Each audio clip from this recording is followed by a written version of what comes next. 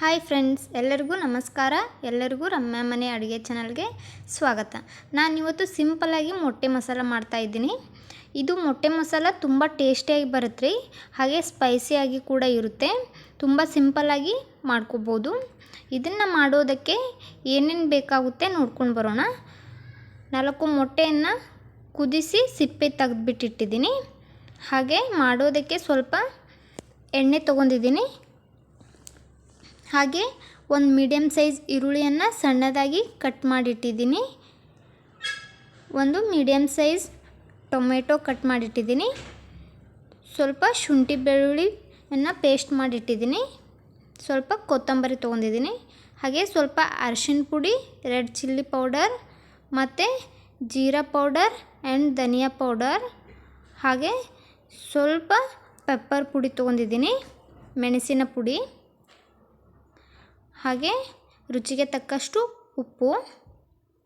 ಇವಾಗ ನಾವು ಒಂದು ಪಾತ್ರೆ ಇಟ್ಬಿಟ್ಟು ಅದಕ್ಕೆ ಎಣ್ಣೆ ಹಾಕಿಬಿಟ್ಟು ಸ್ವಲ್ಪ ರೆಡ್ ಚಿಲ್ಲಿ ಪೌಡರ್ ಹಾಗೆ ಪೆಪ್ಪರ್ ಪೌಡ್ರನ್ನು ಸೇರಿಸ್ಬಿಟ್ಟು ಮೊಟ್ಟೆಯನ್ನು ಫ್ರೈ ಮಾಡ್ಕೊಳ್ಳೋಣ.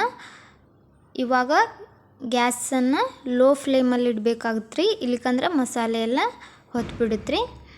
ಮೊಟ್ಟೆಯನ್ನು 2 ಸೈಡ್ ನೀಟಾಗಿ ಫ್ರೈ ಮಾಡ್ಕೋಬೇಕ್ರಿ. ಫ್ರೈ ಮಾಡ್ಕೋದ್ರಿಂದ ಸ್ವಲ್ಪ ತಿನ್ನೋದಕ್ಕೆ ಟೇಸ್ಟಿಯಾಗಿ ಬರುತ್ತೆ ರೀ. ಇವಾಗ ನೋಡಿ, ಮೊಟ್ಟೆ ಎಲ್ಲ ನೀಟಾಗಿ ಫ್ರೈ ಆಗಿದೆ. ಅದನ್ನು ಒಂದು ಪ್ಲೇಟಿಗೆ ತೆಗೆದುಬಿಡೋಣ. ಇವಾಗ ಮೊಟ್ಟೆ ಫ್ರೈ ಮಾಡಿದ ನಂತರ ಉಳಿದಿರೋ ಎಣ್ಣೆಗೆ ಈರುಳ್ಳಿ ಹಾಕ್ಕೊಂಡ್ಬಿಟ್ಟು ನೀಟಾಗಿ ಫ್ರೈ ಮಾಡ್ಕೊಳ್ಳೋಣ. ಈರುಳ್ಳಿ ಕಲರ್ ಚೇಂಜ್ ಆದ ನಂತರ ಅದಕ್ಕೇ ಶುಂಠಿ ಬೆಳ್ಳುಳ್ಳಿ ಪೇಸ್ಟನ್ನು ಸೇರಿಸ್ಕೊಂಡಿದ್ದೀನಿ ರೀ.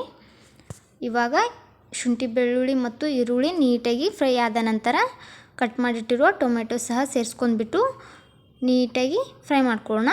ಇವಾಗ ಟೊಮೆಟೊ ಸಹ ಸ್ಮೂತ್ ಆಗಿದೆ. ಇದಕ್ಕೇ ಅರಿಶಿನ ಪುಡಿ ಹಾಗೂ ರೆಡ್ ಚಿಲ್ಲಿ ಪೌಡರ್, ಜೀರಾ ಆ್ಯಂಡ್ ಧನಿಯಾ ಪೌಡರ್ ಸೇರಿಸ್ಬಿಟ್ಟು ನೀಟಾಗಿ ಮಿಕ್ಸ್ ಮಾಡ್ಕೊಳ್ಳೋಣ. ನಾನು ಕುದಿಸಿರುವ ಮೊಟ್ಟೆ ಒಳಗೆ ಒಂದು ಹಳದಿ ಭಾಗವನ್ನು ತೆಗೆದುಬಿಟ್ಟು ಈ ಥರ ಸಣ್ಣ ಮಾಡಿಟ್ಟಿದ್ದೀನಿ ರೀ. ಅದನ್ನು ಸೇರಿಸ್ಕೊಂಡ್ಬಿಟ್ಟು ನೀಟಾಗಿ ಮಿಕ್ಸ್ ಮಾಡಿಬಿಟ್ಟು ನಾನು 1 ಬೌಲ್ ನೀರನ್ನ ಆ್ಯಡ್ ಮಾಡ್ಕೊಂಡಿದ್ದೀನಿ ರೀ. ಇವಾಗ ಮುಚ್ಚಿಬಿಟ್ಟು ಸ್ವಲ್ಪ ಸ್ಮೂತಾಗಿ ಬೇಯಿಸ್ಕೊಳ್ಳೋಣ. ನೋಡಿ ಫ್ರೆಂಡ್ಸ್, ಎಲ್ಲ ನೀರಿನ ಅಂಶನೂ ಸಹ ಹೋಗಿದೆ. ಇವಾಗ ಸ್ವಲ್ಪ ಈ ರೀತಿ ಸ್ಮ್ಯಾಶ್ ಮಾಡ್ಕೋಬೇಕ್ರಿ, ಅಂದರೆ ಟೊಮೆಟೊ ಎಲ್ಲ ಸ್ಮೂತ್ ಆಗುತ್ತೆ. ಇವಾಗ ನೋಡಿ ಮಸಾಲೆ ರೆಡಿ ಆಗಿದೆ. ಅದಕ್ಕೇ ಸ್ವಲ್ಪ ಪೆಪ್ಪರ್ ಪೌಡ್ರನ್ನು ಸೇರಿಸ್ಬಿಟ್ಟು ನೀಟಾಗಿ ಮಿಕ್ಸ್ ಮಾಡಿಬಿಟ್ಟು ಫ್ರೈ ಮಾಡಿಟ್ಟಿರುವ ಮೊಟ್ಟೆಯನ್ನು ಸೇರಿಸ್ಕೊಂಡು ಬಿಡೋಣ.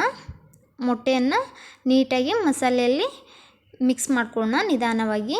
ಇವಾಗ ರೆಡಿ ಆಯ್ತು ರೀ ಸಿಂಪಲ್ ಮೊಟ್ಟೆ ಮಸಾಲ. ಇದನ್ನು ತುಂಬ ಸರಳವಾಗಿ ಮನೆಯಲ್ಲೇ ಮಾಡ್ಕೋಬೋದು ರೀ. ರೊಟ್ಟಿ ಮತ್ತು ಚಪಾತಿ, ರೈಸ್ ಜೋಡಿ ಸಹ ತಿನ್ನೋದಕ್ಕೆ ಟೇಸ್ಟಿಯಾಗಿ ಬರುತ್ತೆ. ಹಾಗೇನೂ ಸಹ ತಿನ್ಬೋದು ರೀ. ಈ ವಿಡಿಯೋ ಇಷ್ಟ ಆದರೆ ತಡ ಮಾಡಬೇಡಿ, ಲೈಕ್, ಶೇರ್ ಆ್ಯಂಡ್ ಸಬ್ಸ್ಕ್ರೈಬ್ ಮಾಡಿ. Thanks for watching video.